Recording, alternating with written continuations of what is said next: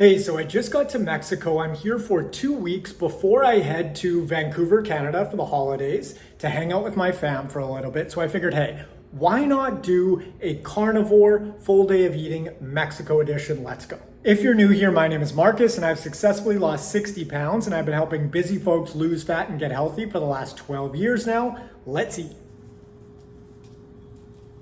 Real generous with the salt.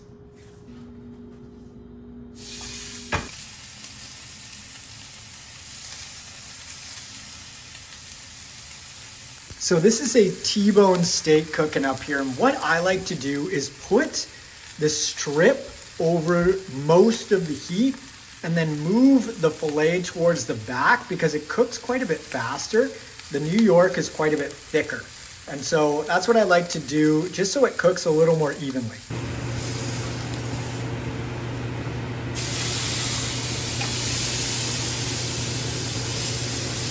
There she is, looks pretty good. I'm gonna let this rest for just as long as I cooked it. So about 10 minutes and then we'll dig in. So the very first thing I do whenever I get to a new city is I drop off my bags and I go straight to the grocery store. I have a pre-made list made. It's called my new city list. So whenever I'm in a new spot, I know exactly what to get. I quickly check out the kitchen beforehand, see what I'm working with cooking utensils wise. Maybe they got a few things that I don't need to pick up, but then I go straight to the grocery store, set myself up because I just really hate waking up the next morning and not being ready to roll and I feel like I'm playing from behind if I do that. Assuming that my flight gets in early enough, I go straight to the store to set myself up nutrition-wise. I actually just posted a reel on Instagram that went through my grocery haul. Maybe I'll insert it in this video or provide the link and you can check that out.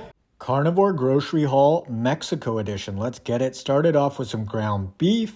Got a T-bone as well. I like to pick up a glass water bottle wherever I am for the gym and stuff like that. All right, the time has come. Let's give this a little taste test. I might have butchered this because working with a new stove, I overcooked it.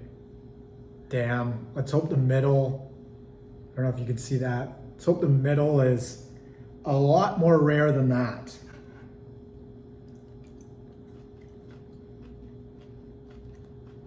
Put a decent crust on it, which is nice, but damn, overcooked it. Ooh, that is good though. That fat is so flavorful. Do you cook your steak in additional tallow or do you just put it straight down in the pan? I don't have any tallow here yet. I wasn't able to buy any and I haven't cooked ground beef to the point where I've got some extra. So I put it straight down in the pan and it actually crisped up really nicely. Or maybe that's just because I overcooked it in general. In my last video, I talked about potentially experimenting with some dairy. And so last night, when I went to the grocery store, I got some Greek yogurt and some full fat cream to go along with it because the Greek yogurt was fat free. That's all I could find. Had some of that last night. And I don't know if you can tell, but my skin broke out already right here. It happened fast. And so dairy tragically is just not for me, at least for right now. I'll test it again in the future, but sticking to steak and other meat, eggs, fish, all that sort of stuff for now. Oh, and I know it's the dairy too because my skin has been perfectly clear ever since I cut it out. Had it last night, woke up with this. I really appreciate eating a steak with a nice sharp knife. Nothing is worse than trying to saw through a steak with a dull knife. It just completely changes the whole experience. It's a little more rare in the middle, so that's good, but let's check out this filet part here. I'm gonna eat in the strip.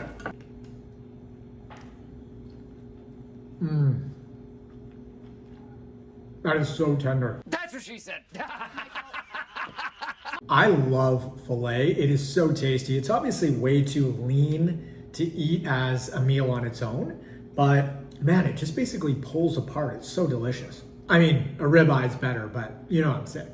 Something that I've been thinking about a lot recently is this idea of restriction, because I'm sure you've heard it before. You know, folks will say, but the carnivore diet is so restrictive. And I mean, in a sense, that is true. As far as food variety goes, there isn't a ton of it, but restriction is so relative. So for example, if you watch my last video, you'll know that I started this approach because I wanted to clear up my arthritic knee pain, which it worked, by the way. And so I have a choice to make. I can either eat a wide variety of foods and live with knee pain, or I can do something like the carnivore diet and be pain-free. And so looking at restriction through that lens is just completely different, because living with knee pain on a day-to-day basis is incredibly restrictive. It's super uncomfortable, not to mention all of the other things that have come along with eating this way. Personally, my mental and emotional health is much improved. Energy is steadier, blood sugar management is better, my sleep quality has bumped up a ton. And so I think that a lot of people look at restriction through this really narrow lens. For the folks where they actually get their life back eating this way, I mean, it is the furthest thing from restriction that you could ever think of. Also, I've never felt more nutritionally satisfied from an eating approach in my life, and I've tried so many different diets. Meat, and red meat specifically, is just so inherently satiating on a what feels like a visceral level that, man, there's just nothing like it. I can feel it down in my plums. With T-bones, after I pick them apart pretty good with a fork and knife, I like to stand them up like this and just shave it like Brazilian steakhouse style. Just want to make sure that I get all those goodies. A lot of fat is hanging out next to that bone too. All right, I carved up that bone pretty good there. And then I like to mix all of these extras in with all the juices that are left over. So tasty. There's so much salt in all of those drippings as well. Delicious. All right, next meal is on deck. We've got some ground beef cooking up. Ooh, that smells so good. I'm gonna cook this a little more and then add some other goodies. I haven't cooked this meal like this in ages. I usually separate out the eggs and the beef, but we'll see how it turns out.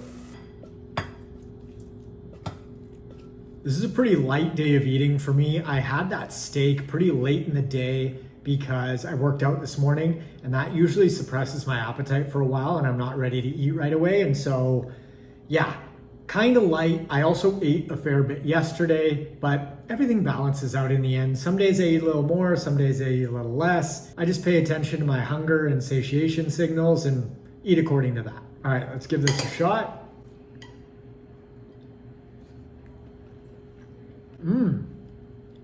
Damn, that's really good.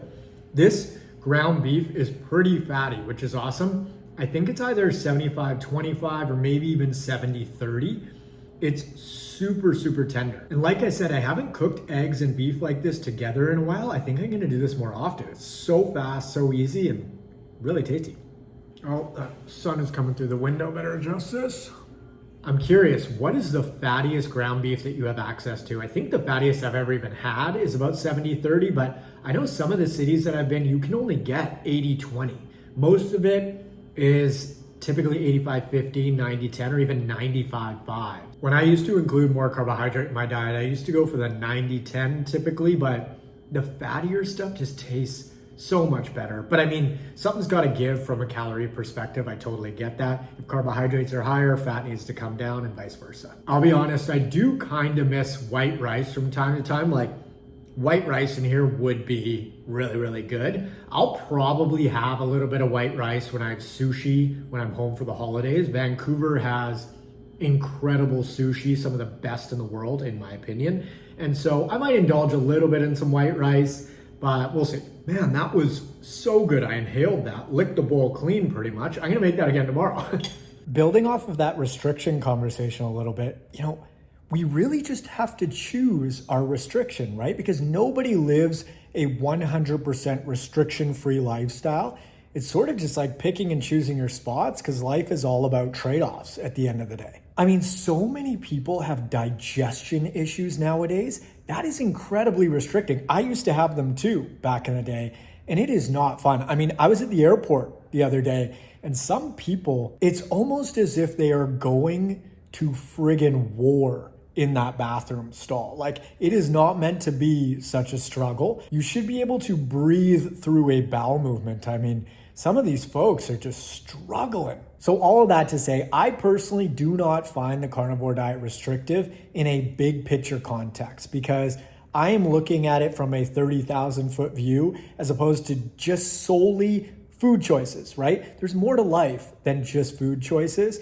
I know that with junk food and processed foods, they can be highly addictive. I used to be addicted to them along with alcohol and many other things, but it is so freeing to be able to have food freedom in a sense where you're not like thinking about the next meal as you're eating the current one, right? I've been there. It is not fun. Not to mention riding an intense blood sugar roller coaster all day, feeling hangry and then like snapping at people or just being kind of short with the people in your life that you love.